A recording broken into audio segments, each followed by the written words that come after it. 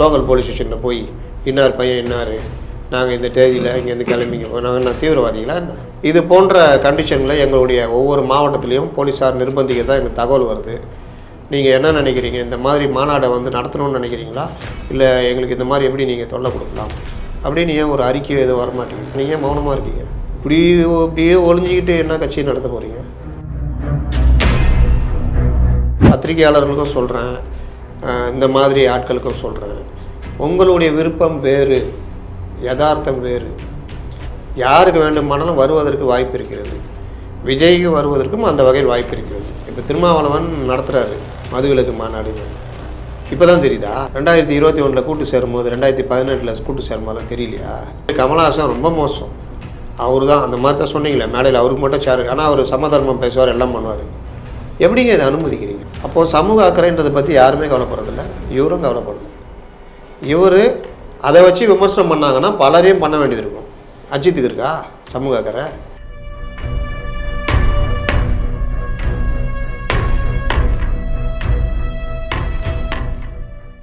தமிழ்மண் நேயர்களுக்கு வணக்கம். இன்றைய நேர்காணல் சிறப்பு வந்து மூத்த பத்திரிகையாளர் அப்துல் முத்தலிஃப் அவர்கள். வணக்கம் சார். வணக்கம்.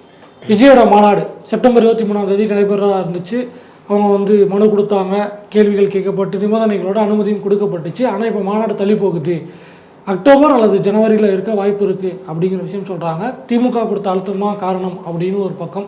திமுகவுக்கு இதுக்கு சம்மந்தம் இல்லை, மாநாடு நடத்த தெரியல, அனுபவம் உள்ள ஆட்கள் விஜய்கிட்ட இல்லை, அது வந்து அவங்க கட்சியுடைய குறைபாடு அப்படின்னு ஒரு பக்கம் சொல்கிறாங்க. இந்த நிபந்தனைகள் மாநாடு தள்ளி போனது, இதை பற்றியோட உங்களுடைய முதல்கட்ட கருத்து? நீங்கள் சொன்ன ரெண்டுமே கரெக்டு. திமுக கொடுத்து, அதாவது ஒரு ஆளுங்கட்சியாக இருக்கிற கட்சி, தனக்கு எதிராக இருக்கிற கட்சி, இல்லை வளர்ந்து இந்த மாதிரி நாளைக்கு ஒரு இதாக மாறப்போகிறோம்னா இடையூறுகளை கொடுக்க தயாராக இருப்பாங்க. அதில் அரசை தாண்டி ராஜாவை மிஞ்சிய ராஜ விசுவாசிகளாக அதிகாரிகள் இருப்பாங்க. அப்போ அதிகாரிகள் என்ன பண்ணுவாங்க? கவர்மெண்ட்டை திருப்திப்படுத்துறதுக்கு இன்னும் கொஞ்சம் தொல்லை கொடுக்க ஆரம்பிப்பாங்க. பொதுவாக எந்த ஒரு விஷயமும் நீங்கள் கரெக்டாக ரெட்டே பீசம் மாதிரி பிடிச்சி போனால் எதுவுமே வேலை ஆகாது. அங்கே கொஞ்சம் கொஞ்சம் ஒரு நீக்கு போக்காக இருக்கும். இப்போ காவல்துறையிலே கூட பார்த்தா நல்ல அனுபவம் உள்ள காவல்துறை அதிகாரிகள் இவங்களாம் பார்த்தா ஒரு பிரச்சனை வருதுன்னா, ஒரு அதிகாரியாக சட்டத்தை வச்சு நிலநாட்டினா பல பிரச்சனை வரும்னா பேசி முடிச்சுன்னா அமுச்சு விட்ருவாங்க. பல அதிகாரிகள் அப்படி தான் இருப்பாங்க. ஒரு பிரச்சனையை எப்படி தீக்கணுன்றது தான் வேலை. ஆனால் அதை போய் நான் சட்டத்தை நிலநாட்டுவேன். இப்போது ஒரு பொண்டாட்டி வீட்டுக்காரன் அடிச்சிட்டான்னு வந்து கம்ப்ளைண்ட் கொடுக்குது, கோவத்தில் கொடுக்குதுன்னா அந்த இடத்துல உமன் அரெஸ்ட்மெண்ட் போட்டு புருஷன் தீ உள்ளே வைக்கலாம். ஆனால் ஒரு நல்ல அதிகாரின்னு என்ன பண்ணுவார்? ஏம்மா என்ன பிரச்சனை சொல்லுங்கள் அப்படி விசாரித்து நான் கூப்பிட்டு கண்டிக்கிறேம்மா, இனிமேல் நடந்தால் நான் வந்து இது பண்ணுறேன், இப்போ நான் கூப்பிட்டு கண்டிக்கிறேன் அப்படின்ட்டு கூப்பிட்டு வச்சு மிரட்டி போங்க இருங்க ஒன்றா இருக்குன்னு, ஏம்மா நீயும் கொஞ்சம் இது பண்ணிங்க அப்படின்னா எது கரெக்டு? இதுதான் கரெக்டு. இந்த இடத்துல நான் சட்டத்தை நிலநாட்டோன்னா வீட்டுக்காரன் உள்ளே போயிடுவோம். ஜாமீன் யார் எடுப்பா? மாமியார் சைடு எடுப்பாங்க. அதுக்கப்புறம் அந்த வீட்டுக்கு கணவன் மனை இணைஞ்சு வாழ முடியுமா? வாழ்நாள் பூரா சேர்ந்து வாழ்ந்தா கூட அது முள்ளாக இருக்கும். இது மாதிரி எல்லா ஒரு விஷயத்துலையுமே நீங்கள் ஒரு லைசன்ஸ் எடுக்க போகிறீங்க, இல்லை ஒரு எஃப்சி பண்ண போகிறீங்க, அப்படியே எல்லாம் கரெக்டாக போய் பண்ணிடுறாங்களா? அதுக்குரியதை வாங்கிட்டு அது என்னென்ன நடக்குது. அப்போ நான் வந்து இப்படி தான் போவேன்னு யாராவது போனாங்கன்னா, எப்பா ஹெட்லைட்டில் இது இல்லை பார், கருப்பு புள்ளி இல்லை, வச்சுட்டு வா, நாளைக்கு வா. 3 நாள் அவன் அப்படி பண்ண முடியும். சில இடங்களில் அந்த அதிகாரி என்ன பண்ணுவாங்க? அப்போ அதை வச்சிருன்னா சைன் பண்ணுறேன் அப்படின்வாங்க. அப்போது இந்த இடத்துல நினைச்சால் அனுப்ப முடியும், அதை ஒழுங்காக ஒரு எச்சரிக்கையாக கொடுத்து பண்ண முடியும். இதுதான் இப்போ மாநாடு விஷயத்துக்கு வருவோம். 23 நிபந்தனைகள், 30 நிபந்தனைகள், இது எல்லாமே ஒரு பேப்பரில் இருக்கும். திமுக இது பண்ணாலும், திமுக மாநாடு நடத்துதுன்னா அந்த பேப்பரில் சைன் பண்ணுவாங்க நிபந்தனைகள்லாம். அது அதே விஜய் கட்சின்னு வரும்பொழுது நீங்கள் என்ன பண்ணுவீங்க? காலையில் கிளம்பும்போது இட்லி சாப்பிட்றீங்களா, பரோட்டா சாப்பிட்டு கிளம்புவீங்களா, ஜீன்ஸ் போட்டு பேண்ட்டு போட்டு கிளம்புவீங்களா, வேஷ்டி கட்டி கிளம்புவீங்களா?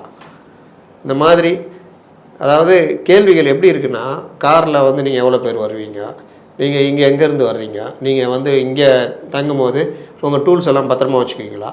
இந்த மாதிரி ஏகப்பட்ட சம்மந்தம் இல்லாத பல விஷயங்கள். அப்புறம் கார் பார்க்கிங்க்கு எவ்வளோ இடம் கொடுக்க போகிறீங்க, பெண்களுக்கு எவ்வளோ இடம், இது எல்லாமே கரெக்டாக கடைப்பிடிச்சலாம் மாநாடு நடக்காது.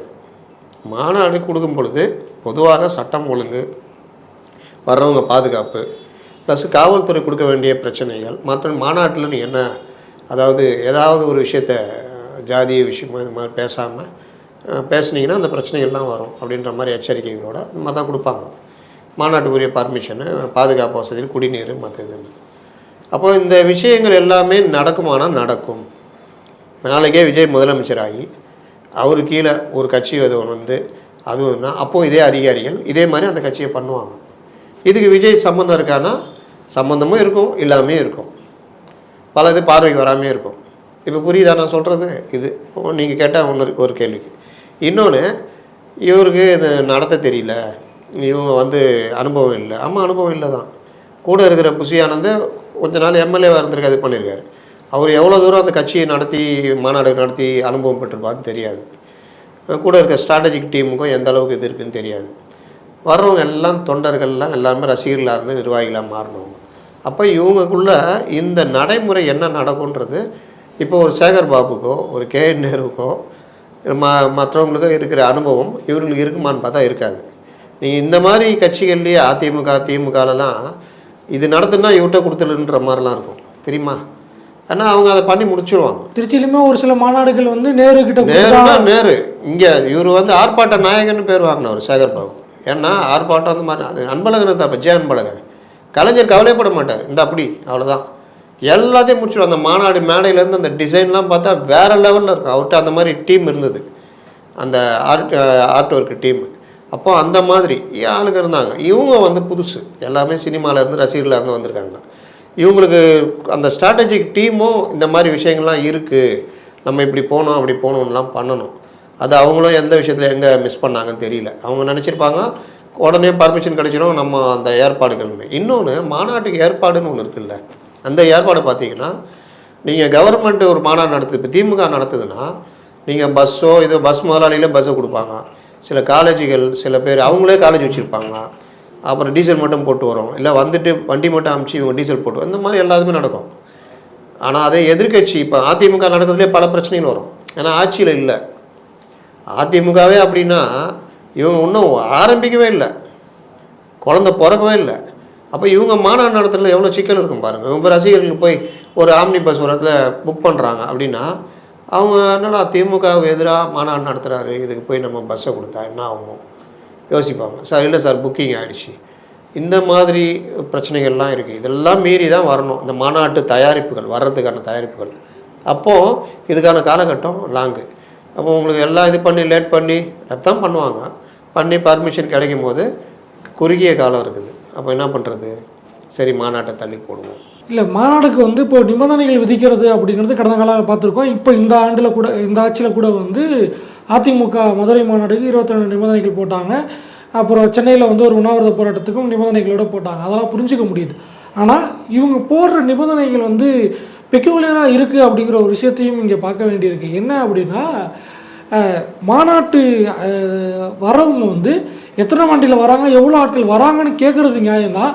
ஆனால் எந்த மாவட்டத்தில் வராங்களோ அங்கே இருக்க லோக்கல் போலீஸ் ஸ்டேஷனில் இத்தனை வண்டி கிளம்புது, இத்தனை மணி கிளம்புதுங்கிறத இன்டிமேட் பண்ணிட்டு வரணும் அப்படிங்கிற ஒரு விஷயத்த சொல்கிறாங்க. அது ஏற்புடையதாக இல்லை அப்படிங்கிற விஷயம் சொல்கிறாங்க. ஒரு தனிநபர் வருவார், அவர் காரில் கூட வரலாம், இல்லை அது ஒரு 10 பேர் ஃப்ரெண்ட்ஸாக கிளம்பி வரலாம், அதையும் வந்து ரிப்போர்ட் பண்ணுறது அப்படிங்கிறத ஒரு கேள்வி வைக்கிறாங்க. இன்னொரு நான் சொன்னேன்ல, ராஜாவை மிஞ்சிய ராஜ விசுவாசிகள்னு, அந்த கேட்டகரி தான் இதெல்லாம் வரும். இப்போ நாங்களாம் மாநாடுலாம் போயிருக்கோம். பார்ட்டியில் சிபிஎம் பார்ட்டியில் இருக்கும்போது பல மாநாடுக்கு போயிருக்கோம். டைஃபியில் இருக்கும்போது போயிருக்கோம். நாங்கள் வரல ஒரு பஸ்ஸை புக் பண்ணுவோம், முன்னாடியே எல்லாட்டையும் வசூல் பண்ணுவோம், காசு போட்டு பஸ் அந்த ரேட்டில் இது பண்ணுவோம். லோக்கல் போலீஸ் ஸ்டேஷனில் போய் இன்னார் பையன் இன்னார், நாங்கள் இந்த தேதியில் இங்கேருந்து கிளம்பிங்க போய் நாங்கள் என்ன தீவிரவாதிகளா என்ன? மாநாட்டுக்கு போகிறாங்க. நீங்கள் இந்த தகவல் எடுக்கணும்னா உங்களுடைய லோக்கல் ஐஎஸ் இருப்பாங்க. லோக்கல் ஐஎஸில் இவர் தான் நிர்வாகி போகிறாரு, இவர் கீழே உள்ள இது இவங்க பணத்தை இப்படி வசூல் பண்ணாங்க, இந்த மேலே இருந்து பணம் வந்துச்சு, இவங்க இத்தனை பேர் போகிறாங்க, எல்லா கணக்குமே அதை லோக்கல் ஐஎஸ் கொடுத்துரும். அப்புறம் என்ன இது? இந்த மாதிரி விஷயங்கள் தான் பொதுமக்கள் மத்தியில் ஆட்சியாளர்கள் மேலே வெறுப்பு வரும். இதை பண்ணுறலாம் அதிகாரிகள் பண்ணிட்டு போயிடுவாங்க. வெறுப்பு ஆட்சியாளர்கள் மேலே வரும். இன்னொரு நிபந்தனையும் இருக்குது. 2 மணிக்கு மாநாடுனா 1:30 மணிக்கே எல்லாரும் வந்துடணும். அதுக்கு மேலே வரவங்களுக்கு அனுமதி கிடையாது. தமிழ்நாட்டில் நிறைய யார் சொல்கிறா? தாவேகா தலைவர் விஜய் சொல்கிறாரா? இல்லை, போலீஸ் சொல்கிறாங்க. அதுதான் சொல்கிறேன். இதை சொல்ல வேண்டியது யார்? இல்லை, இப்போ நிறைய மாநாடுகள் பார்த்துருக்கோம். திருச்சி பக்கத்தில் இருந்தனால தமிழ்நாட்டில் நிறைய மாநாடுகள் நானும் பார்த்துருக்கேன். ஸோ அந்த மாநாடு ஆரம்பிக்குது அப்படின்னா முடியிற வரைக்கும் கூட நடந்துக்கிட்டு இருக்கும். மாநாட்டு பந்தலை தாண்டிலாம் கூட வந்து கூட்டம் போட்டிருக்கோம். அண்மையில் வந்து விசிகா மாநாடெலாம் வந்து பந்தலை தாண்டி சாலை ஒரு பக்கம் சாலை ஃபுல்லாக மறைச்சிருந்த கூட்டமெல்லாம் இருந்ததை பார்க்க முடிஞ்சிச்சு. ஆனால் 1:30 மணிக்கு அப்புறம் யார் வந்தாலும் அவங்கள அப்படியே திருப்பி அமைச்சிருவோம் அப்படின்னு சொல்கிறது. பார்க்கிங் நீங்கள் வந்து இங்கே தான் வைக்கணும், இப்படி தான் வைக்கணும். வண்டிக்கு வந்து ஸ்பேர் பார்ட்ஸ் களவாண்டு போயிட்டாங்கன்னா என்ன பண்ணுவீங்க, அதுக்கு சேஃப்டி மெஷர்ஸ் வைங்க அப்படின்னு சொல்கிறது. இதெல்லாம் டயரில் காற்றுக்கு தான் செக் பண்ணிட்டு வாங்க, டீசல் கரெக்டாக இது பண்ணி பில்லை கொண்டு வந்து காமிங்க, எல்லாரும் என்ன கலர் சட்டை போட்டுன்னு எங்களுக்கு லிஸ்ட்டு கொடுங்க, என்ன வேணால் பண்ணலாம். இன்னும் கூட நம்ம சில ஐடியாக்கள் கூட கொடுக்கலாம் என்னென்ன பண்ணலாம் அப்படின்னு. பஸ்ஸுக்கு ஸ்டெப்னி இல்லைன்னா நாங்கள் அனுமதிக்க மாட்டோம், ஸ்டெப்னி பஞ்சர் ஆயிருந்தாலும் அனுமதிக்க மாட்டோம் அப்படின்னு. அதனால் நீங்கள் வந்து என்னென்ன இடையூறு கொடுக்க முடியுமோ அந்த வேலைலாம் பண்ணிக்கிட்டு, நாங்களாம் இல்லை, நாங்கள் எங்களுக்கு என்னங்க இருக்குது, நாங்கள் வாழ்த்துறோம், அவர் வர்றாரு அப்படின்றது. இது எல்லாத்தையும் எதிர்பார்த்து தான் இவரும் நடத்தணும். நான் என்ன கேட்குறேன், நீங்கள் மௌனமாக இருக்கீங்க, நீங்கள் பேசுகிறீங்க, நான் பேசுகிறேன், மற்றவங்க பேசுகிறாங்க, ஊடகங்கள் பேசுது, ரொம்ப பெருசாக பேசலை. மாரிதாஸ் கூட ஒரு வீடியோ போட்டிருக்காருன்னு கேள்விப்பட்டேன். அப்போ அந்த மாதிரி விஷயங்கள்லாம் மற்றவங்க தான் பேசுகிறாங்க, நீங்கள் என்ன பண்ணுறீங்க, ஏன் அறிக்கை விட மாட்டேங்கிறீங்க? இப்படியே ஒளிஞ்சிக்கிட்டு என்ன கட்சி நடத்த போகிறீங்க? சாதாரண மாநாடு விவகாரத்தில் ஏங்க ஒரு மாநாடுனா புசியானதுக்கு தெரியாதா? ஏங்க ஒரு மாநாடுனா இப்படி நடக்குங்க. அவங்க கேட்ட எல்லாத்துக்கும் நாங்கள் முறைப்படி பதில் கொடுத்துருக்கோம். இடத்த நாங்கள் வந்து அந்த இடத்துல என்னென்ன வேலை பண்ணணுமோ எல்லாம் பண்ணியிருக்கோம். அவங்க கேட்டதெல்லாம் நாங்கள் சொல்லியிருக்கோம். அதுக்கு பிறகும் இது போன்ற கண்டிஷன்களை எங்களுடைய ஒவ்வொரு மாவட்டத்துலேயும் போலீஸார் நிர்பந்திக்க தான் எங்களுக்கு தகவல் வருது. நீங்கள் என்ன நினைக்கிறீங்க, இந்த மாதிரி மாநாடை வந்து நடத்தணும்னு நினைக்கிறீங்களா, இல்லை எங்களுக்கு இந்த மாதிரி எப்படி நீங்கள் தொல்லை கொடுக்கலாம் அப்படின்னு ஏன் ஒரு அறிக்கையோ எதுவும் வரமாட்டேங்குது? இதில் விஜய் தரப்பில் இருக்க இன்னொரு சிக்கல் என்ன சொல்கிறாங்க அப்படின்னா, முதல்ல வந்து ஆகஸ்ட் 28ஆம் தேதி மனு கொடுக்குறாங்க அனுமதி கேட்டு. அப்பயே வந்து அவங்க 1.5 லட்சத்துக்கு தான் கவுண்டே கொடுத்ததா சொல்லப்படுது. அதுக்கப்புறம் வந்து அந்த 21 கேள்விகளுக்கு விளக்கம் அளிக்கும் போது கவுண்ட்டு கூட இருந்தால் அனுமதி கொடுக்க மாட்டாங்களோ அப்படின்னு 50,000 தான் வருவாங்க அப்படின்ட்டு. அப்போ இவங்களே குறைச்சிக்கிறாங்க. அப்படிங்கும்போது இவங்கக்கிட்டேயே ஒரு சரியான திட்டமிடல் இல்லையோ, இல்லை அதை வந்து நீங்கள் அதாவது இன்றைக்கி இருக்கிற அந்த சமூக வலைதளம், இந்த இருக்கிற அந்த அறிவாளிகள், ஒரு பெரிய மூத்த பத்திரிகையாளர் ஒருத்தர் போட்டுக்கிறார், இவங்க வந்து 1 லட்சம் சொன்னாங்க, அப்புறம் வந்து 50,000ன்றாங்க. இவங்களுக்கே இவங்க ஆளுங்க மேலே நம்பிக்கை இல்லை, எவ்வளோ பேர் வருவாங்களோ மாட்டோம், அதெல்லாம் கிடையாது. ஒரு பொதுக்கூட்டம், இப்போ நாங்களே ஒரு பொதுக்கூட்டம் நடத்துறதுக்கு போய் கொடுப்போம், மைக்குக்கான ஒரு ஃபார்ம், அந்த ஃபார்மை சேர்த்து வாங்கி கொடுக்கணும். இப்போ அந்த பொதுக்கூட்டம் கொடுக்கும்போது எவ்வளோ பேர் வருவாங்க அப்படின்னு கேட்பார். லோக்கல் இன்ஸ்பெக்டர் கேட்பார், எவ்வளோ பேர் வருவாங்க சார்? ஒரு 30-40 பேர் சார். அவ்வளோதானே, அதிகம் வரமாட்டாங்களா? அதெல்லாம் வரமாட்டாங்க சார், 500 பேர் வருவாங்க அங்கே. அவர் வந்து என்ன 30-40 பேர் தான் சொன்னால் 500 பேர் வந்துலாம் கேட்க மாட்டார். அது வருவாங்க போவாங்க, அங்கே இவங்க பாதுகாப்புக்கு வருவாங்க, அவங்களே நம்ம பார்த்துக்குவோம், அதோட முடிஞ்சிடும் கதை. இதுதான் எப்போவும் நடக்கிறது. இவங்களும் அந்த மாதிரி 1.5 லட்சம் அப்படின்னு கொடுக்கும்போது ரொம்ப பெருசாக கொடுத்தா யாராவது சொல்லியிருப்பாங்க, ஐடியா சொல்லியிருப்பாங்க. அப்போ 50,000ன்னு சொல்லுவாங்க. 5 லட்சம் பேர் வந்தால் நான் விஜய் மேலே நான் கேஸாக போடுவீங்க? 50,000 பேர் சொன்னீங்க, நீங்கள் 50,000 பேர் வந்துட்டு 5 லட்சம் பேர் திரண்டனர்னு கணக்கு கொடுக்குற கட்சிகள்லாம் இருக்குது. அதனால் இதெல்லாம் வந்து ரொம்ப ஹம்பக்கு. இதெல்லாம் இதுக்கு வந்து முட்டு கொடுத்துட்டு வராங்க பாருங்கள். 1 லட்சம் சொன்னாங்க, 1.5 லட்சம் சொன்னாங்க, இப்போ 50,000 சொல்லுவாங்க. இவங்களுக்கே நம்பிக்கை இல்லை கூட்டத்துக்கு மேலே. நாளைக்கு மாநாடு கூட்டம் வந்தால் என்ன பண்ணுவீங்க? அப்போவும் எழுதுவாங்க 50 லட்சம் பேர் வந்தாங்க அப்படின்னு வருதுன்னா 5 லட்சம் கூட இல்லை, 50 லட்சம்னு ஒரு கதை விடுறாரு. கடைசி வரைக்கும் விஜய் ஜெயிச்சு வர்ற வரைக்குமே ஒன்றும் இல்லைன்னு ஒரு கூட்டம் பேசி. இதில் வந்து ஒரு தனியார் ஊடகத்தில் டிபேட்டில் வந்து முன்னாள் எம்எல்ஏ தனியரசு அவர் என்ன பேசுகிறாரு அப்படின்னா, அவர் தனியரசாக ஆகிட்டார். இப்போ அனுமதியே கொடுக்கக்கூடாது விஜய்க்கு. 1.5 லட்சம் பேர் சொல்கிறாங்க, 5 லட்சம் பேர் கூட்டு சட்ட ஒழுங்கு பிரச்சனை ஏற்படுத்திடுவாங்க, அனுமதியே கொடுக்கக்கூடாதுங்கிற லெவலுக்கு கருத்து சொல்கிறத தனியரசை வந்து நான் 2008-09 அந்த காலகட்டத்தில் வந்து பார்க்குறேன். இவர் எங்கெங்கெல்லாம் ட்ராவல் ஆனார், யார் கூட இருந்தார், அப்புறம் யாருக்கு எதிராக மாறினார், டிஎம்கே என்னென்ன பேசினார். 4 பேர் உட்காந்துருப்பாங்க அந்த வரிசையில். இவர் நம்ம குடியரசுக் கட்சி சேகு தமிழரசன், சரத்குமார், ஜவாஹிருல்லா, தனியரசு, இவர் கிருஷ்ணசாமி, இந்த மாதிரி. கருணாஸ்லாம் இல்லை, நான் சொல்கிறது 2011. அப்போ போட்டியே நடக்கும். அதிமுக புகழ்வதும் திமுக தலைவர் இகழ்வதும் அந்த மாதிரி போட்டி. இன்றைக்கி தளபதி அப்படின்னு பேசிட்டு உக்காந்துக்கிட்டு இருக்காரு, நாளைக்கு விஜய் கூடயும் உட்காந்துக்கிட்டு இருப்பார். இதே ஒருவேளை உதயநிதி ஸ்டாலின் தலைமையில் கட்சியோ இல்லை இது இருந்துன்னா அதை திட்டிகிட்டு இருப்பார். அது என்ன உங்களுக்கு அவ்வளோ கோபம்? நான் பேட்டியை பார்த்தேன், பர்மிஷனே கொடுக்கக்கூடாதுன்றதுக்கு யாருக்கு ரைட்ஸ் இருக்குது? நீங்கள் கொடுக்கலனா கூட கோர்ட்டில் போய் வாங்குற அளவுக்கு ரைட்ஸ் இன்றைக்கி இருக்குது அரசியலமைப்பு சட்டத்தில். இது நாங்கள் அப்படி தானே வாங்கணும், நாங்கள் கோர்ட்டுக்கு போய் தான் 2 நாளைக்கு முன்னாடி தான் அனுமதியை அதுக்காக இவரும் வாங்கணும் அப்படிங்கிற ஒரு நான் அந்த காலத்தில் ஸ்பேனரில் அடி வாங்கினேன் எங்கள் முதலாளிகிட்ட, நீயும் வாங்கிடான்னு இந்த ஸ்பேனர் மென்டாலிட்டின்னு வாங்கணும். இந்த மெக்கானிக்லாம் இவர் அடி வாங்கின காரணத்தாக இன்றைக்கி வந்து சேர்ந்த பையனை இவர் போட்டு அடிப்பார். என்ன அப்பா என்ன அடித்தாங்க வாத்தியாருங்க சொல்லுவாங்க தெரியுமா, அப்பாக்கள் பிள்ளைங்களை அடிப்பாங்களே, எங்கள் அப்பா அன்றைக்கி அடிச்சு என்னை கையெல்லாம் இது பண்ணார், நானும் ஒன்று அடிக்கிறேன். அந்த கதை தான். உங்களுக்கு பர்மிஷன் கொடுக்கணும்னா நீங்கள் என்ன அவ்வளோ பெரிய கட்சியா? ஏதோ சரி பர்மிஷன் கொடுக்கலனாலும் அதில் என்ன பிரச்சனை இல்லை? அதை மீறியே திருமாவளவன் சொல்கிறாருல்ல, விஜய் இதெல்லாம் அனுபவிச்சு தான் ஆகணும். நாங்களும் அனுபவிச்சிருக்கோம். கோர்ட்டுக்கு போய் பர்மிஷன் வாங்கி மாநாடு நடத்துகிற அளவுலாம் இக்கட்டுகள் வந்திருக்கு. அவங்க கொஞ்சம் புதுசுன்றதுனால அவங்களுக்கு இது பெருசாக தெரியுது அப்படின்னு சொல்கிறாருல்ல. இந்த பிரச்சனைகள் எல்லாமே தொடரத்தான் செய்யும். அதில் வந்து அவர் என்ன சொல்கிறாங்கன்னா அதிமுகவுக்கு மாற்றம் யாருமே இல்லை, மாற்றம் வர தேவையில்லை அப்படிங்கிற ஒரு கருத்தையை பதிவு பண்ணுறாரு. அது தனி அரசுடைய தனி விருப்பமாக இருக்கும். ஆனால் எல்லாருடைய விருப்பமும் எல்லா டைம்லையும் நிறைவேறதில்ல. நான் ஆப்கே பார் 400 பார்னாங்க, 400 கிடச்சிது, 240 அவ்வளோதான் கிடச்சிது.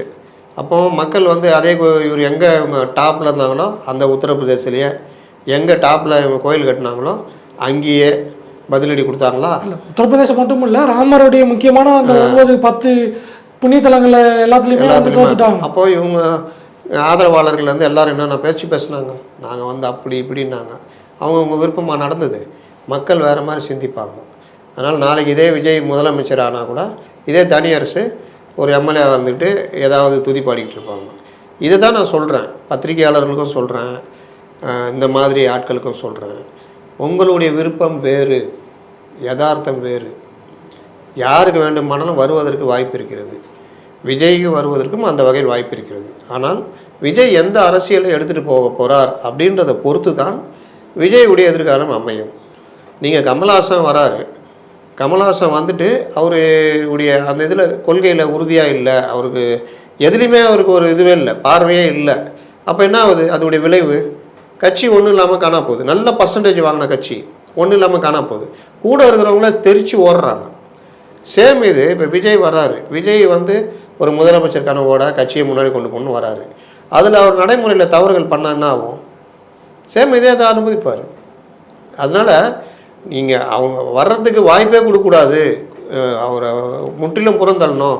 உங்கள் கொள்கை என்ன, இது கொள்கை என்ன சொல்ல போகிறாரு, 4 பேர் சொல்ல போகிறாரு, இல்லை சொல்லாமல் போக போகிறாரு. உங்களுக்கு என்ன, அவர் என்ன சொல்கிறாரு, ஜனங்க ஏற்றுக்கிட்டு ஓட்டு போட்டாங்கன்னா வந்துட போகிறாங்க. நீங்கள் விருப்பப்படுறவங்களாம் தான் வர்றாங்களா? அதனால் இதெல்லாம் கணக்கு இல்லை, ஜனங்க தான் தீர்மானிப்பாங்க. கொள்கையை வந்து இன்னும் விஜய் கட்சியில் வந்து டிசைட் பண்ணல, அதில் கொஞ்சம் தொய்வு ஏற்படுது. அது போக கொள்கையை சொல்லாமல் கட்சிக்குள்ளே இணையறதுக்கு மாற்று கட்சியை சேர்ந்த முக்கிய பிரமுகர்களுக்கெல்லாம் வந்து அவங்களுக்கு ஏற்புடையதாக இல்லை, ஒருவேளை அதில் முரண் வந்துட்டால் அதில் சிக்கல் ஏற்படலாம் அப்படின்னு ஒரு கருத்து சொல்லப்படுது. இன்னொன்று இவங்கெல்லாம் வராங்க அப்படின்னு சொல்லி செஞ்சை ராமச்சந்திரனில் ஆரம்பித்து ஒரு பெரிய நீண்ட பட்டியலையே வந்து பட்டியல் நான் தான் போட்டேன். முத அந்த பட்டியல் நான் தான் போட்டேன். மாநாடு தள்ளி போக போகுதுன்னு முத நான் தான் போட்டேன். இப்போவும் சொல்கிறேன், ஜனவரி கூட போகலான்றது சொல்கிறேன், இல்லை டிசம்பர் 15 மேலே நடத்துகிறாங்கன்னு. ஏன் ஒரு பக்கம் இந்த கொள்கைக்கு பிடிக்காம கொள்கை என்னன்னு சொன்னால் தான் வருவேன்னு சொல்கிறாங்கங்களே. பாஜக டெல்லியில் கொஞ்சம் பேரை சேர்த்தாங்க, ஞாபகம் இருக்கா? தேர்தலுக்கு முன்னாடி அப்போ கூட ஒரு எம்எல்ஏ நான் இங்கே இருக்கிறாங்க நாங்கள் சேர்த்தான லிஸ்ட்டில் கொடுத்துக்கிறாங்க. நான் ஒருத்தர் நான் கண் ஆப்ரேஷன் கூட்டு போய் சேர்த்து விட்டாங்கன்னு. இந்த பென்ஷன் வாங்குறவங்கலாம் டெல்லிக்கு கூட்டு போனாங்களா? அது சரி, அதெல்லாம் விட்டுருங்க. மைத்ரேயன் 2 நாளைக்கு முன்னாடி இங்கே இருந்தார், அதிமுகவில் இருந்தார், ஓபிஎஸ் அன்றைக்கி போனார், ஓபிஎஸ்லேருந்து வெளியே போனார், பிஜேபி போனார், பிஜேபியிலேருந்து மறுபடியும் இங்கே வந்திருக்காரு. என்ன கொள்கை? யாருக்கு கொள்கை இருக்குது நான் கேட்குறேன். இப்போ திருமாவளவன் நடத்துகிறாரு மதுவிலக்கு மாநாடுன்னு, இப்போ தான் தெரியுதா? 2021 கூட்டு சேரும்போது 2018 கூட்டு சேரும்போதெல்லாம் தெரியலையா? ஏன் இப்போ மட்டும் நடத்துகிறீங்க? அதனால் மதுவிலக்கு, அதுவும் நடைமுறைக்கு இல்லாத கோரிக்கை, இந்தியா முழுவதும் மதுவிலக்கு வரணும். அப்போ தான் நடக்காது. நாங்கள் எங்கள் கோரிக்கையில் உறுதியாக இருக்குங்க, அது நடக்கலைங்க அப்படின்னு சொல்லிக்கலாம்ல. கமல் கிட்டலாம் கொள்கை கட்டோம்னா காப்பி வச்சுருவாங்க, சொல்ல மாட்டேன்னு காப்பி வச்சு சொல்ல மாட்டேன்னு ரஜினியை கேட்டால் தலை சுத்திருச்சின்னு சொன்னார், ஞாபகம் இருக்கா? அப்போ ரஜினியை தலை சுத்திருச்சின்னு சொன்னப்போ இந்த பத்திரிகையாளர்கள் இவங்க எல்லாம் எங்கே போனாங்க? தூக்கி பிடிச்சிருந்தாங்க தெரியுமா? ரஜினி வர்றாரு, பெரிய மாற்றத்தை கொண்டு வர போகிறான்னு பேசியிருந்தாங்க. அதனால் இது எல்லாமே எப்படி ஆயிடுச்சுன்னா எல்லாருக்கும் அவங்கவுங்க விருப்பத்தை கொண்டு வந்து திணிக்கிற வேலை நடக்குது. இப்போது எப்படி டிஎம்கேக்கு வாய்ப்பு இருக்குதோ, எப்படி ஏடிஎம்கே வாய்ப்பு இருக்குதோ, எப்படி அண்ணாமலைக்கு இருக்குதோ, எப்படி காங்கிரஸுக்கு இருக்குதோ, அந்த மாதிரி விஜய்க்கும் அவருக்குரிய உரிமை இருக்குது. அவர் வரப்போகிறாரு. வந்து ஒழுங்கான அரசியல் பண்ணால் நிற்க போகிறாரு. பண்ணலன்னா மக்களை புறக்கணிக்க போகிறாங்க. அவ்வளோதான், முடிஞ்சு போச்சு. வந்து அரசியல் நடத்துறதுல என்ன பண்ணுறன்றதில் உங்களுடைய இதை பேசுங்க. நீங்கள் என்ன பண்ண போகிறீங்க, ஏது பண்ண போகிறீங்க, உங்களுடைய அரசியல் இப்படி இருந்தால் கரெக்டாக இருக்கும். அதுதான் இது. நான் நேற்று கூட ஒரு இதில் சொன்னேன், திமுக இல்லை, அதாவது இடதுசாரிகள் வலதுசாரிகள் மற்ற இது எல்லாத்தையும் விட்டுருங்க. உங்களுக்கு என்ன நியாயம் படுது? இருமொழி கொள்கையா மும்மொழி கொள்கையா? மும்மொழி கொள்கை கரெக்டுன்னா மும்மொழி கொள்கை கரெக்டுன்னு பேசுங்க. உங்களை சங்கினாலும் கவலைப்படாமல் அதில் பேசுங்க. நீட்டு இருக்கிற வரைக்கும் பயிற்சி மையம் தேவை. அரசே பயிற்சி மையத்தை திறந்து இந்த மக்களை நீட்டுக்கு தயார்படுத்தணும், மாணவர்களை. அதுக்கேற்ற சிலபஸை உருவாக்கணும். அதுதான் உங்களுடைய பேச்சாக இருக்கணும். அதை விட்டுட்டு நீட்டு தேவையில்லை, நானும் நீட்டு தேவையில்லை அப்படின்னு போகிறதோ, இருமொழி கொள்கை திமுக பிடிச்சிட்டு தொங்குது, மொழிக்கு எதிராக நம்ம எதாவது பேசிட்டா நம்மளை புறக்கணிச்சிருவாங்கன்ட்டு பண்ணுறது, இது எல்லாமே என்ன ஆகும்னா 10/11 அத்தோடு எதுன்னு போயிடுவீங்க. ஆனால் 2025 26 வரைக்குமே இவருடைய அரசியல் அக்ரெசிவ் அரசியலாக இருந்தால் குறிப்பிட்ட வாக்கு சதவீதம் வாங்கி பலருக்கும் பெரிய பிரச்சனையாக மாறுவார். இது எதுவுமே நான் செய்ய மாட்டேன், நான் இப்படியே கம்முன்னு இருப்பேன், என் மாநாடை தடை பண்ணாலும் சரி, என் மாநாடு இடைவெளி கொடுத்தாலும் சரி, இந்த மாதிரி தொல்லை கொடுத்தாலும் சரி, நான் வாயே திறக்க மாட்டேன், நான் அப்படியே இருப்பேன், இல்லை என்னுடைய 2ஆம் கட்ட 3ஆம் கட்ட தலைவராவது பேச விடணும், அதையும் நான் பண்ண மாட்டேன் அப்படின்னா நீங்கள் கமலஹாசன் கட்சியை விட ரொம்ப கஷ்டப்படுவீங்க. இதில் இப்போ நீங்கள் சொன்னீங்க 2ஆம் கட்ட 3ஆம் கட்ட தலைவர்கள், அதுவும் ஒரு பிரச்சனையாகுது. என்ன அப்படின்னா, அண்மையில் வந்து இந்த மாநாடு தேதி தள்ளி போகுது அப்படின்னு செப்டம்பர் 9ஆம் தேதி ஊடகங்களில் ஒரு செய்தி வருது. இந்த மாதத்துக்குள்ளே மாநாடு நடத்தியே தீரணும் விஜய் வந்து விருப்பப்பட்டார். ஆனால் கட்சியினருக்கு வந்து அதில் சிக்கல் இருக்குங்கிறத விஜய்க்கு உணர்த்தினாங்க அப்படின்னும், அடுத்த நாள் வந்து மாநில நிர்வாகிகளோட விஜய் ஆலோசனை நடத்தினார் அப்படின்னு செய்தி வருது. ஆனால் எந்த புகைப்படமும் வரல. விஜய் வந்து ஒன்மான் ஷோவாக பார்ட்டியை கொண்டு போய் நினைக்கிறாரு. கமல் வந்து இதை தான் பண்ணார். 2021 சட்டமன்ற தேர்தலில் அவருக்கு மட்டும்தான் இருக்கை இருக்கும், மீது யாருக்கும் இருக்கை இருக்காது, நின்றுக்கிட்டு இருப்பாங்க. கேட்டால் கார்பரேட் ஈவெண்ட் மேனேஜ்மெண்ட் கம்பெனிகிட்ட கொடுத்தோம் நடத்துறீங்க அப்படின்னு சொன்னாங்க. ஸோ இங்கேயும் வந்து அந்த ஒன்மான் ஷோ தான் இருக்குது. கொடியை பிடிக்கும்போது கூட வந்து விஜய் மட்டும் தனியாக பிடிச்ச மாதிரியான விஷயங்கள் இருக்குது. இன்னும் யார் நிர்வாகிகள் என்னென்ன பொறுப்பில் இருக்காங்கன்னு சொல்லலை. அந்த ஒன்மான் ஷோவை மாதிரியே கண்டினியூ பண்ணாருன்னா சோபிக்க முடியாதுங்கிற ஒரு கருத்து சொல்கிறாங்கல்ல. கார்பரேட்ஷிப் ஆக இருக்கிறது அப்படின்றதுக்கு இன்றைக்கி பல கட்சிகள் உதாரணம். திமுக இளைஞரணி மாநாடு நடந்ததில்ல, மாநாட்டு தீர்மானம் ஃபுல்லாக யார் வாசிச்சா? கட்சிக்கு சம்மந்தம் இல்லாத ஆட்கள் பல பேர் வந்தாங்க. தீர்மானம் ஃபுல்லாக உதயநிதி தான் வாசிச்சார். அப்போ இருக்கா பேசுனது கட்சிக்கு இளைஞரணிக்கு சம்மந்தம் இல்லை. ஏன்னா இங்கே ஆள் இல்லை, எல்லாம் வாடகைக்கு எடுத்து தீக்கால இருந்து எல்லாரையும் கூப்பிட்டு வச்சு பேச விட்டாங்க. தீர்மானம் ஃபுல்லாக உதயநிதி படித்தார். ஏன் அந்த தீர்மானங்களில் உங்களுடைய நிர்வாகிகள், மாநில நிர்வாகிகள் எல்லாரையும் பிரித்து படிக்க வச்சு தீர்மானம் மேலே கொஞ்ச நேரம் பேச விட்டா என்ன கெட்டு போகுது? இப்போ அப்படி மாறிக்கிட்டு வருது. இது சரியில்லை. ஒரு காலத்தில் திமுகலாம் பார்த்தீங்கன்னா 50 தலைவர்கள், இவருன்னு ஒவ்வொருத்தருக்கும் தனித்தனி கூட்டம் இருக்கும். அப்போ ஒவ்வொருத்தரும் போய் பரவலாக பேசும்பொழுது அது ஒரு இதுவாக போச்சு. இன்றைக்கி அது மாதிரி ஒன் மேன் ஷோ. சினிமா நடிகர்கள்ட்ட பொதுவாகவே இந்த பிரச்சனை இருக்குது. அதுலேயே கமலஹாசன் ரொம்ப மோசம். அவர் தான் அந்த மாதிரி தான் சொன்னீங்களே மேடையில், அவருக்கு மட்டும் சேரு, ஆனால் அவர் சமதர்மம் பேசுவார், எல்லாம் பண்ணுவார். எப்படிங்க இதை அனுமதிக்கிறீங்க? அப்போது இந்த மாதிரி இது அந்த டிரைவர் ஒரு பொண்ணு பஸ் ஓட்டுச்சேன், அதுக்கு கூப்பிட்டு கார் வாங்கி கொடுத்தாரு. இந்த மாதிரி காமெடிகள்லாம் பண்ணுறது அதான் நடைமுறைக்கு சம்மந்தம் இல்லாது. இவரும் இந்த மாதிரி விஷயங்களில் பண்ணார்னா இப்போ ஒரு விமர்சனம் பண்ணுறாங்கல்ல, நான் அவரை ஏற்றுக்கவே மாட்டேன். ஏன் ஏற்றுக்க மாட்டேன்? அவர் பவுன்சரோடு வராரு, அதனால் ஏற்றுக்க மாட்டேன். ஏன் அதை இப்படி சொல்லுங்கள்? நீங்கள் பவுன்சரோடு வர்றதுன்றது வந்து ஒரு உங்களை அந்நியப்படுத்தி பார்க்கும். ஒரு தமிழ்நாட்டு இதுன்னா தலைவர்கள்னால் பெரும்பாலும் அப்படி வச்சுக்க மாட்டாங்க. ஜெயலலிதாவே அப்படி இது இல்லை. முதலமைச்சராக இருக்கும்போது தான், முதலமைச்சர் இல்லாதப்போ சாதாரணமாக தொண்டர்கள் இவங்க தான் கூட வருவாங்க, அவங்க பாதுகாப்பு வருவாங்க. கலைஞருக்கு பாதுகாப்பே கிடையாது, அவர் வாட்டில் எனக்கு என்னென்னு வருவார். அந்த மாதிரி இப்போ சிஎம் கூட சாதாரணமாக வருவார். இப்போ சிஎம்மாக இருக்கனால இருக்காரு, மற்ற டைமில் கொஞ்சம் பேர் கூட வருவாங்க. அந்த மாதிரி இந்த மாதிரி போகிறது தான் வந்து உங்களை தொண்டர்களை நெருங்க விடும், இல்லாட்டி சிக்கல் கொண்டு வந்து விடும். அந்த மாதிரியான இன்னும் வந்து இவர் மக்கள்கிட்ட போகவே இல்லை, அரசியல் தலைவராக முழுசாக பரிணமிக்கவே இல்லை. அதுக்குள்ளேயே பவுன்சருங்கிற ஒரு பிரச்சனை எடுத்துகிட்டு வராங்களே. இவங்கெல்லாம் மக்கள்கிட்ட தலைவராக இருந்து தொண்டர் படை இருந்தாங்க, தொண்டர்கள் கூட வருவாங்க. விஜய்க்கு இன்னும் அந்த லெவலுக்குள்ளேயே போகல. இல்லை அதுக்கு விஜய் மக்கள்கிட்ட போகலன்னு யார் சொன்னா? இன்னும் கட்சி ஆரம்பித்து அரசியல் தலைவர் அதை விட்டுருங்க. நல உதவிகள் இதெல்லாம் வழங்கும் போதெல்லாம் யார்கிட்ட கொடுத்தாரு? இல்லை சார், இந்த பவுன்சர் சொல்லும்போது கட்சி தொண்டர் படை இன்னும் ஸ்ட்ராங்காக பில்ட் பண்ணல, அதுக்கு முன்னாடியே வந்து பவுன்சரை வச்சிருக்காருங்கிற ஒரு விமர்சனம் சொல்கிறது சரியான்னு கேட்குறேன். சினிமாவுடைய கண்டினியூட்டிங்க இது. சினிமாவில் பவுன்சர் வச்சு போவாங்க அந்த மாதிரி. இது வந்து ஒரு நெருடலான விஷயம், அதை தவிர்க்கலாம். ஏன்னா தொண்டர்களும் மற்றவங்கள போனால் நீங்கள் இவர் அந்த வேலையை பண்ணியிருந்தார் ஜெகன்மோகன் ரெட்டி, பவுன்சர் வச்சுக்கிட்டு இது பண்ணி அப்புறம் ஒருத்தர் தள்ளி விட்டு அப்புறம் இவர் போய் கூப்பிட்டு அணைச்சி இது பண்ணுவார். அந்த மாதிரி பவுன்சருக்கு செக்கு சிவலிங்கம் தெரியாது, புஷியானந்தே கூட பிடிச்சி தள்ளி விட்ருவாங்க நாளைக்கு. அந்த மாதிரிலாம் நடக்கும். அதனாலையும் கெட்ட பேர் வரும். நீங்கள் முதல்ல எளிமையாக ஆகணும், மக்களை நெருங்கணும். எம்ஜிஆர்லாம் பார்த்தீங்கன்னா உங்களுக்கு சாதாரணமாக ராஜீவ்காந்தி உயிர் போனதே அப்படி தானுங்க. அவர் மட்டும் ஒழுங்காக சொல் பேச்சு கேட்டிருந்தாருன்னா அந்த இது நடந்திருக்காது. அப்போது நீங்கள் அந்த மாதிரி அது ஒரு பெரிய தேசிய தலைவர்னு வச்சிங்களேன். எம்ஜிஆர்லாம் வந்து ரொம்ப நெருங்கி மனு வாங்குவார், எல்லாம் பண்ணுவார். இவர் ஸ்டாலின் என்ன பண்ணியிருந்தார், சாதாரணமாக போவார். கலைஞர், ஜெயலலிதா எல்லாருமே. நீங்களும் அந்த மாதிரி இறங்கி வந்துடணும். இதெல்லாம் முன்னுதாரணமாக கொண்டு வந்தால் தான் ஜனங்க கொஞ்சம் நெருங்குவாங்க, பேசுவாங்க. பேசுகிறதுக்கு காது கொடுத்து கேட்கணும். முதல்ல பிரச்சனையை தீர்க்கிறீங்களோ இல்லையோ, ஒரு பிரச்சனையை காது கொடுத்து கேட்டாலே அவங்களுக்கு பாதி சந்தோஷமாயிடும். அதுக்கப்புறம் அந்த பிரச்சனையை தீர்த்து வச்சிங்கன்னா அது இப்போ எஸ்பி வேலுமணிக்கு சொல்லுவாங்க, அவர் அங்கேயே கூப்பிட்டு ஒரு மனு இதுன்னா அங்கேயே கூப்பிட்டு இது பண்ணி எல்லாத்தையும் முடிச்சு விட்ருவார் அப்படின்னு. முக அழகிரிக்கிட்டே அந்த ஒரு இது இருந்தது. செல்லூர்ராஜ் எனக்கு தெரிஞ்சு செல்லூர்ராஜ், இவர் ஜிகே மணி நான் பார்த்துருக்கேன். அவர் எதிர்கட்சி தலைவராக இருந்தப்போ காலையில் குளிச்சுட்டு அப்படியே வராரு. அவர் வீட்டுக்கு நான் போயிருக்கேன். அப்போ ஏதோ ஒரு விஷயத்துக்கு போயிருக்கப்போ குளிச்சுட்டு அப்படியே தலையை தோட்டிட்டு ஊருக்காரன் கட்சிக்காரங்களாம் அப்படி நின்று பேசுகிறாரு. அது என்ன பாருங்கள், இது என்ன பாருங்கன்ட்டு அதுக்கப்புறம் அவர் ஒர்க்குக்கு போகிறாரு. அந்த மாதிரி நீங்கள் இருந்தீங்கன்னா உங்களோட நெருங்கிடுவாங்க. பல பிரச்சனைகள் உங்கள் காதுக்கு வரும். நீங்கள் ஒரு இடைவெளி ஏற்படுத்திட்டீங்கன்னா அப்படியே இருக்க வேண்டியதான். இது சினிமாக்காரங்க பண்ணுறது. சினிமா வேறு, அரசியல் வேறு. இதை கூட சுட்டி காட்டுறதை வச்சுக்கிட்டு இவருடைய அரசியலை சொல்கிறதுன்றது தப்பு. நடைமுறை, இதெல்லாம் நடைமுறையில் மாற்றிக்கலாம்.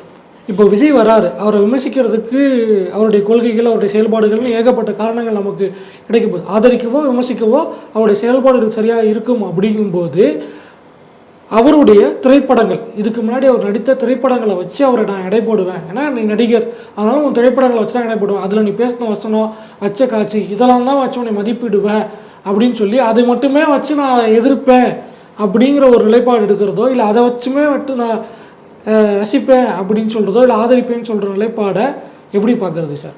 அதாவது சினிமாவை வைத்து ரசிகர்கள் பார்த்தாக்க சினிமாவை ஒரு பிரச்சார காலமாக மாற்றுனதில் ஜெயிச்சவர் வந்து எம்ஜிஆர் தான். தெரிஞ்சோ தெரியாமலோ அவர் சினிமாக்காக, அரசியலுக்காகன்னு இல்லை, தனிப்பட்ட முறையில் அவர் சில பண்புகள் அவர்கிட்ட இருந்தது. இதெல்லாம் அவர் விரும்பலை. இந்த மாதிரி மோசமான விஷயங்கள்லாம், அந்த மது அருந்துறதோ சிகரெட் பிடிக்கிறதோ இதெல்லாம் வந்து அவருக்கும் பிடிக்காது. ஸ்காட்சியம் வைக்கக்கூடாதுன்னு இது பண்ணார். அதே மாதிரி பெண்களை மதிக்கிறதுன்றதில் ஒரு படத்தில் ஹீரோயின் அடிச்சுட்டு ரொம்ப நேரம் வருத்தப்படுற மாதிரிலாம் காட்சி வச்சுருப்பார். அம்மா வந்து அவ்வளோ பணிவாக இருப்பார். உருவ கேலி பண்ண மாட்டார், பண்ணுறவங்களையும் திட்டுவார். ஒரு படத்தில் கேஆர் விஜயாவை ஒரு விவசாயி கட்டி பிடிச்சிடுவார். அப்புறம் விவசாயி பிடிச்சி தள்ளி விட்டுருவார். அப்புறம் அண்ணா என்னென்ன நீங்கள் போய் அப்படின்னுவாப்பில். அடுத்த சீனு அந்த அம்மாவுக்கு இவங்க கேஆர் விஜயாவுக்கு கதாநாயகிட்டே ஒரு பாட்டு பாடுற மாதிரி வரும். நீங்கள் கொஞ்சம் இதுவாக இருக்கணும், அது பாரு நல்ல மனுஷனை கூட சம்பளப்பட வச்சிச்சு அப்படின்னு. லைட்டாக பிற்போக்குத்தனமான கருத்தாக இருந்தாலும் அந்த இடத்துல ஒரு ஈக்குவாலிட்டி கொடுத்துருப்பார். அப்போது எம்ஜிஆர் வந்து அதில் வந்து ரொம்ப உறுதியாக இருந்தார். அதை வந்து மக்கள் நம்பினாங்க. அதோடைய விளைவு ஆட்சியே அவர் பிடிக்க முடியுது வந்தது. தனிப்பட்ட வாழ்க்கையிலையும் அவர் அது சில விஷயங்களை கடைப்பிடிச்சார், உதவி பண்ணுறதுல இதெல்லாம். இல்லை, மது ஒழிப்புக்கு வந்து தீர்மானம்லாம் வந்து அவர் மது விலக்கே கொண்டு வந்தார். 3 வருஷத்தில் பெரிய இது ஆட்சியை கவுத்தோன்னா அவருக்கு பெரிய பிரச்சனை ஆனோன்னா அதுலேருந்து பின் வாங்கினார். இது ஒரு பிரச்சனை. இதில் என்ன விஷயம்னா, நடிகர்கள் அதுக்கு பிறகு வர்றவங்கலாம் பார்த்தீங்கன்னா யாருக்கும் எந்த இதுவும் கிடையாது. ஏன்னா எம்ஜிஆர் மாதிரி பாடல்கள் மூலிமா நல்ல கருத்துக்கள் தான் இருக்கணும், கொஞ்சம் கூட வயதானவரில் கூட தப்பாக பேசக்கூடாது, இந்த மாதிரி ஃபாலோ பண்ண ஆள்னு பார்த்தா என்ன கேட்டால் ராமராஜன் மட்டும்தான் சொல்லுவேன். யாரும் வந்து இது கிடையாது. இந்த காலத்தில் பாட்டு கூட இப்போ விஜய்லாம் எனக்கு தெரிஞ்சு ஒரு 5 வருஷத்துக்கு முன்னாடியே ஆரம்பிச்சிருக்கணும் பாடல்களில். இப்போ விஜயகாந்தெல்லாம் பண்ணார்ல ஓரளவுக்கு, அந்த மாதிரி பாடல்களில் சினிமா காட்சிகளில் கூட அந்த சிகரெட்டு பிடிக்கிறது, மது அருந்ததெல்லாம் தவிர்க்கிறது, தேவையில்லாத காட்சிகளை எடுக்க பண்ணுறது, இப்படிலாம் அவர் பண்ணியிருக்கணும். ஆனால் அவருடைய மனநிலை எப்படியோ தெரியாது. எல்லாமே டைரக்டருக்கு பார்த்துக்கிட்டோம் அப்படின்னு அவர் விட்டுருக்கலாம். அந்த வகையில் தான் இப்போ வர்ற படங்கள் எல்லாமே வருது. ஏன் கடைசி படத்துக்கு முந்தின படத்தை கூட அவர் வந்து ஒரு சமூக கருத்தோடு சொல்கிற என்னமோ எனக்கு எதுன்னு வழக்கமான கமர்ஷியல் படமாக எடுத்து வச்சு, ஆனால் நீங்கள் வழக்கமான கமர்ஷியல் படமாக எடுத்துட்டீங்க. நீங்கள் அரசியலுக்கு வரீங்கன்னா போட்டு அடின்னு எல்லாரும் அடி மிதிக்க ஆரம்பித்தாங்களா? இப்போ வழக்கமாக ஓடுற அந்த இது கூட ஓட முடியாத அளவுக்கு போயிடுச்சு. இதெல்லாம் வந்து விஜய்க்கு ஒரு பாடம் அப்படின்னு நான் சொல்கிறேன். இப்போ அடுத்து ஒரு படம் எடுக்க போகிறீங்க, அதுலேயே இந்த மாதிரி ஓரளவுக்கு மெசேஜ் சொல்கிற மாதிரி பாடல்கள் ஓரளவுக்கு எதுன்னு இப்போ பாருங்கள். அந்த பாடல்லாம் நீங்கள் கூப்பிட்டு வச்சு பாட்டு நல்லா இதில் வரி சொல்லுப்பான்னு யாரும் சொல்ல வராது. ஏன்னா இந்த வரிக்கும் அந்த வரிக்கும் ஜம்ப் ஆகுதுங்க. அந்த நான் கூட அந்த வரி எப்படி கண்டுபிடிக்கிறேன்னா, அந்த பாட்டு வீடியோவில் வரும்போது வரி போடுறாங்க. என்னடா இது ஒன்று இங்கே வேறு வரி என்னமோ சம்மந்தம் இல்லாமல் என்னடான்னு கேட்டால் அதான் இன்றைக்கி ஃபேஷன் கேட்டால் அப்படி தான்றாங்க. அப்போ வந்து இந்த இதில் வந்து நீங்கள் ஓரளவுக்கு வைக்க முடியும். நான் நல்ல பாடல் வரலையா, திருச்சி டம்ளர்னு ஒரு படம் வந்துச்சு, புரிகிற மாதிரி பாடல் வந்துச்சா, படம் ஓடலையா, ஓடிச்சு இல்லை, ஜனங்க ரசிக்கிறாங்க. இவங்களாம் முடிவு பண்ணிக்கிறது, ஜனங்க இதை தான் விரும்புகிறாங்க அதுன்னு இது. அப்போது நீங்கள் நடிக்கிறதை வச்சு இன்றைக்கி நீ பார்த்து தான் ஓட்டு போடணும், அதை வச்சு தானே அவர் கேரக்டர் முடிவு பண்ணணும்லாம் இப்போலாம் சொல்ல முடியாது. அப்படி சொன்னால் உதயநிதிக்கு என்ன சொல்லுவீங்க? துணை முதல்வர் ஆக போகிறாரு, ஒரு கல் ஒரு கண்ணாடி, எவ்வளோ படம் வந்துச்சு, அப்போ அதுக்கெல்லாம் என்ன சொல்லுவீங்க? அதனால் அதெல்லாம் வச்சுலாம் இப்போலாம் பார்க்க முடியாது. அதெல்லாம் ஒரு காலம் எம்ஜிஆர் பயன்படுத்தினார், சிவாஜி கணேசனை கூட அதை பண்ண முடியல. அப்போ எம்ஜிஆர் ஒருத்தர் தான் அதை பண்ணார். நீங்கள் ஓரளவுக்கு தவிர்த்துருக்கலாம். ஆனால் கடைசி படத்தில் கூட சிகரெட்டு காய்ச்சி வச்சு பிரச்சனை ஆச்சு. நான் வர வேண்டான பாட்டு வருமே. இல்லை, சிகரெட் காய்ச்சியை தாண்டி வந்து ஆபாச சொற்கள் வந்து பயன்படுத்துகிறாரு. அவரே திட்டிக்கிற மாதிரியான சொற்களை வேற அது இருக்குது அப்படிங்கிற அவர் அந்த இதுக்குள்ளே போய் மாட்டிக்கிறாரு. இந்த திரைத்துறைன்றது ஒரு காலத்தில் தஞ்சாவூர் சார்ந்த மக்கள், தஞ்சாவூர் தமிழ் இந்த மாதிரிலாம் இருந்தது, நல்ல தமிழ் இதெல்லாம் இருந்தது. கோவை தமிழ் நடுவில் வந்துச்சு ஒரு 90s அப்புறம். இந்த பாக்யராஜ் இவங்கெல்லாம் வந்து கோவை தமிழ், கொங்கு தமிழ் வந்தது. இது எல்லாமே வந்தால் கூட ஒரு வாழ்வியல் சேர்ந்த விஷயங்கள். நடுவில் வந்து பார்த்திங்கன்னா ஜாதியை தூக்கி பிடிக்கிற படங்கள், அதாவது மேட்டுமைத்தனம், பண்ணையாரங்களை வந்து பெரிய தெய்வங்களாக, பண்ணையார்களாகவே ஹீரோவா, சின்ன கவுண்டரு, எஜமான், இந்த மாதிரிலாம், எஜமான் காலடி மண் எடுத்துன்ற மாதிரிலாம். எஜமான் வீட்டில் மட்டும்தான் பிரச்சனை நடக்கும். ஊரில் இருக்கிற மக்கள்லாம் எஜமான் வீட்டில் வந்து கை கட்டி நிற்பாங்க, அவங்க வீட்டு பிரச்சனைக்காக மட்டும்தான் வருத்தப்படுவாங்க. இந்த மாதிரிலாம் படம் எடுத்துருந்தாங்க. அதுக்கப்புறம் அந்த ட்ரெண்டு மாறிச்சு. 2000க்கு மேலே யங்ஸ்டர்ஸு, மெட்ராஸில் இருக்கிறவன், ஊர்லேருந்து வந்து இங்கே தங்கி இருக்கிறவன், இவங்க சிந்தனைக்குள்ளேயே படம். அப்படி வரும்பொழுது இந்த கஃபே, இந்த இதுக்கு போவாங்கள்ல, இந்த காஃபி டேன்னு எதை சொல்லுவாங்க, அந்த மாதிரி கடைகள்லாம் போகிறது, அந்த மாதிரி வகையான ஒரு மிடில் கிளாஸுக்கும் இதுக்கும் நடுவில் இந்த கல்லூரி சம்மந்தமான படங்களாக வந்திருந்தது 2000களில். நீங்கள் பார்த்தீங்கன்னா பார்க்கலாம், விவேக்கு, அப்பாஸு இந்த மாதிரிலாம் வந்தாங்க. அந்த டைம்லலாம் பார்த்தீங்கன்னா பாடல்கள் நல்லாயிருக்கும், ஒரு மாதிரி கதை. ப்ளஸ்ஸு விசு, மற்றவங்க குடும்ப கதைகள், வி சேகர் போன்றவர்கள், இப்படியே இருந்தது. ஒரு 2010 அந்த கொரோனா இதுக்கு அப்புறம்லாம் பார்த்தீங்கன்னா 2016-17க்கு அப்புறம் பார்த்தீங்கன்னா கொஞ்சம் யதார்த்த படம் எடுக்கிறன்ற பேரில் ரொம்ப முற்றிலும் நான் மெட்ராஸை காமிப்பேன், மெட்ராஸ் மக்களை காமிப்பேன், மெட்ராஸ் மக்கள்னால் இப்படி தான் இருப்பாங்க அப்படின்னு ஒரு இது கிளம்பி வர்றது, லுங்கி கட்டி ஆடுறது, அப்புறம் ஒரு 50 பேர் 100 பேர் ஆடுறது. தெலுங்கு படத்தில் நம்ம எதெல்லாம் கிண்டல் பண்ணோமோ அதெல்லாம் இங்கே வைக்க ஆரம்பிக்கிறது. ஹீரோ வந்து 50 பேர் அடிப்பார், ஹீரோவை சுற்றி மட்டுமே படம், ஹீரோயினுக்கு ரோலே இருக்காது. நீங்கள் கொஞ்ச காலம் வரைக்கும் ஹீரோயினுக்கு ஓரளவுக்கு ரோல் இருந்தது, ஓரளவுக்கு ஒரு காதல் இந்த மாதிரி இருந்தது. இப்போ அதை எதுவுமே கிடையாது. ஹீரோ போவார், 500 பேர்லாம் அடிப்பார். அதுவும் மேட்ரிக்ஸ் மாதிரி தான் இருக்கும். தூக்கி அடித்தா அந்த வண்டியில் போய் மோதினாருன்னா அந்த டோர் அப்படி ஆகிடும். இரும்பு ராடில் மண்டையில் ஓங்கி அடிப்பாங்க, அடுத்த சீன் அவர் எந்திரிச்சு சண்டை போட்டுன்னு இருப்பார். இது எல்லாம் இரும்பு ராடில் அடித்தா மூளைச்சாவு தான். ஆனால் இங்கே எல்லாம் தலைகீழ. அப்போது இந்த மாதிரி மாறி வந்து எந்த தன்மையை மாறி போச்சுங்க. இன்றைக்கி மெட்ராஸ் தமிழ், மெட்ராஸ் பாஷையில் பேசுகிறது, அந்த நீங்கள் மெட்ராஸில் எவ்வளோ சொல்ல வேண்டிய நல்ல விஷயங்கள்லாம் இருக்குது, அதை விட்டுட்டு கண்டபடி அந்த இதை பேசுகிறது, அந்த வயசானவங்களை திட்டுறது, அந்த மாதிரி விஷயங்கள் எல்லாம். ஏன்னா யங்ஸ்டர்ஸ் விரும்புவாங்களாம். யங்ஸ்டர்ஸ்னு அதை மட்டுமா விரும்புகிறான்? இப்போ அதை சுற்றி இவங்களுடைய சிந்தனை இதுக்குள்ளேயே அதுக்குள்ளேயே தான் இருக்கிறது. ஒரு நல்ல பதம், நல்ல கருத்து எடுக்கவே மாட்டோம். இந்த அடியாஸ் அப்பியோன்னு சொல்லிட்டு ஒரு படம் ஒன்று இதில் மலையாளத்தில் வந்து சின்ன கதைங்க. ஒரு மது போதையில் இருக்கிறவன், எப்போவுமே மது போதையில் இருப்பான். அவன் அந்த ஒருத்தன் ஒரு 25,000 ரூபா அம்மாவுடைய சிகிச்சையாக கஷ்டப்படுற பஸ் ஸ்டாண்டில் கடனுக்காக நின்றுட்டு பிடிச்சிக்குவான். அவனை பிடிச்சி இவன் இது பண்ணால் இவன் பார்க்கும்போது அவன்கிட்ட பணம் இருக்கும், அவன் பெரிய பணக்காரன், கோடீஸ்வரன், குடிகாரன். அவன் கூட இழுக்கும் போது அங்கே போகலாம் கொடுக்கும்போது சரி இவன் கூட போனால் அந்த 25,000 ரூபா நம்ம கிடைக்குமே, கடன் கூட வாங்க தேவையில்லைன்ட்டு கூட போவான். அதுக்கு பிறகு நடக்கிற கூத்து தான் படம். சின்ன சம்பவங்க, அது ஒரு வாழ்வியல் சம்மந்தமான இது. கடைசியில் அந்த பையன் ஹெல்ப் பண்ணுவான், அந்த மது போதையில் இருக்கிறவன் எல்லா பணத்தையும் செலவழிச்சிடுவான். அப்புறம் பொண்டாட்டி ஃபோன் பண்ணுவான், இவன் ஒரு ஊதாரி, பொண்டாட்டி அப்பாலாம் மதிக்கவும் மாட்டாங்க. பொண்டாட்டியை கேட்பான், அது போட மாட்டேன்னு கோவமாக சொல்லிட்டோம். போடலன்னா நீங்கள் வா நான் கூப்பிட்டு போகிறேன்னு 2-3 இடம் கூப்பிட்டு போவான். எல்லா இடத்துலையும் இவன் இந்த மாதிரி ஏற்கனவே பல உரண்டை எழுத்து வச்சதுனால யாருமே பணம் தரமாட்டாங்க. அவங்க அப்பா சொல்லுவார் கொடுக்காதுன்னு. ஏன்னா பணம் இருந்தால் தான் ஊர் சுற்றுவான், பணம் இல்லைனா வீட்டுக்கு வந்துடுவான்ட்டு. ஆனால் இவனுக்கு பணம் தேவைப்படுறது இவனுக்காக இல்லை, ஃப்ரெண்டு இதுக்காக. கேட்கும் போது கிடைக்கலன்னா அவன் வந்து என்னை விட்டுறியா நான் போகிறேன் அப்படின்வான். இவன் வந்து குற்ற உணர்வு ஆகிடும். இதுக்கு நடுவில் நடந்து கடைசியில் வீட்டில் வந்து இறங்கி, ஆனாலும் இவனை விட்டு போக மனசு வராது, குடிச்சு போதையில் இருப்பான். விட்டுட்டு காலையில் இது பண்ணிட்டு சரி நான் கிளம்புறேன்ப்பான்னு கிளம்பும் போது அவன் அக்கௌண்ட்டில் அவன் பொண்டாட்டிட்டு அவன் முதல்ல கேட்டான், அந்த பணம் விழுந்துருக்கும். ஓடி வந்து கட்டி பிடிச்சிட்டு 50,000 வந்து நான் சொன்னேன்ல என் பொண்டாட்டி போடுவான்ட்டு, நீ போய் பாரு அம்மாவை பாரு அப்படின்வான். ஒரு மாதிரி நெகிழ்ச்சியோடு முடிக்குது. என்னங்க இருக்குது அதில்? இதுவும் படைப்புகள் தானே. போட்டு 50 பேரா நீ ஒரு இதை தூண்டுறாங்கல்ல நம்மளுக்குள்ள ஒரு நேசம், ஒரு கஷ்டத்தில் உதவி பண்ணணுன்றது. நீ ஒரு ஹீரோ 50 பேரை அடித்து ரத்த காயத்தில் ஆக்கிறதுல பார்த்துட்டு வெளியில் வர்றவனுக்கு என்ன மனநிலை இருக்கும், இந்த படத்தை பார்த்துட்டு வர்றவனுக்கு என்ன மனநிலை இருக்கும்? அப்போது சமூக அக்கறைன்றதை பற்றி யாருமே கவலைப்படுறதில்ல, இவரும் கவலைப்படணும். இவர் அதை வச்சு விமர்சனம் பண்ணாங்கன்னா பலரையும் பண்ண வேண்டியது இருக்கும். அஜித்துக்கு இருக்கா சமூக அக்கறை? இல்லை ரஜினிகாந்த் இருக்குதா? 72 வயசு நடிச்சிட்டு இருக்காரு. ஏன்பா அமிதாப் பச்சன் மாதிரி நல்லா இதுவாக கொடுங்கப்பா. ஒரு படம் அமிதாப் பச்சன் நடிச்சிருப்பார். ஒரு சேரியில் ஃபுட்பால் பசங்களுக்கு நல்லா அந்த தகர டப்பாவெல்லாம் தட்டிட்டு ஓடிட்டு இருப்பாங்க. இவர் வந்து ஃபுட்பால் கோச். பக்கத்தில் ஒரு காலேஜுக்கு இவருடைய மாணவர் தான் கோச்சாக இருப்பான். இவர் ஒரு வயசானவர். இவர் பார்ப்பார் இந்த பசங்களை தயார் பண்ணலான்னு சொல்லிட்டு போய் பாலை போய் கொடுக்க. இவர் ஏற்றுக்க மாட்டாங்க அந்த பசங்க. அப்புறமா அந்த பாலை கொடுப்பாரு, வச்சு விளாடணும். அந்த பாலை வச்சு நீங்கள் விளாண்டிங்கன்னா உங்களுக்கு 50 ரூபா தரேன்னுவார். உடனே வேண்டாம் வெறுப்பா அந்த பசங்க விளாட ஆரம்பிக்கும். டெய்லியும் வந்து கேட்பானுங்க. இவர் 50 ரூபா கொடுத்து 50 ரூபா 500 ஆகும் இல்லை, பசங்க பாலை வச்சு விளையாட ஆரம்பித்தார். ஒரு நாள் பாலை கொடுக்க மாட்டார் இவர். வந்து கேட்பானுங்க, என்கிட்ட காசு இல்லை உங்களுக்கு கொடுக்குறதுக்கு. காசு இல்லைன்னா கடன் வச்சுக்கோ, பாலை கொடு அப்படின்வானுங்க. கடன்லாம் நான் யாரும் கொடுக்க மாட்டேன், நான் கடன் வாங்குகிற பழக்கம் எனக்கு இல்லை, அதனால் எப்போ பணம் வருதோ அன்றைக்கி நான் வந்து பால் தரேன் போ அப்படின்வான். அவனுங்க அப்படியே பார்ப்பானுங்க. சரி நீ எதுவும் எங்களுக்கு கொடுக்க வேணாம், பால் மட்டும் கொடுக்குவான். அதுதான் ஒரு நாட்டு. அந்த பசங்களை அந்த ஆர்வத்துக்கு கொண்டு வந்துட்டார். அதுக்கப்புறம் அதில் போதை மருந்து வைக்கிறவன், அந்த பாதிக்கப்பட்டவன், இதெல்லாம் இருக்கும்.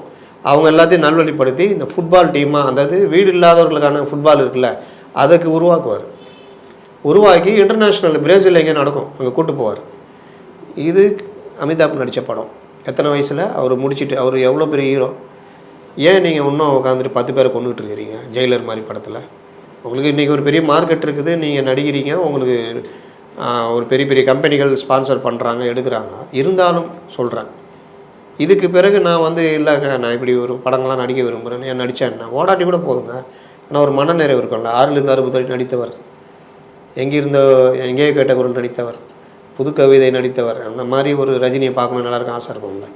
அப்போ அவர் இவங்கள்ட்டையே நம்ம எதிர்பார்க்க முடியலல்ல. இன்னும் அந்த ஹீரோயிசம் பண்ணிக்கிட்டு, இன்னும் அந்த டான்ஸ் ஆடிக்கிட்டு அந்த இது தானே இருக்காரு. அப்போது நீங்கள் விஜய்கிட்ட மட்டும் அதை எதிர்பார்க்குறீங்கன்னு கேட்குறேன். இல்லை அரசியலுக்கு வரனால அதை எதிர்பார்க்க. அரசியலுக்கு வந்தால் அரசியல் பேசுறதை பாருங்கள். அரசியலுக்கு வந்தால் என்ன அரசியல் பேச போகிற?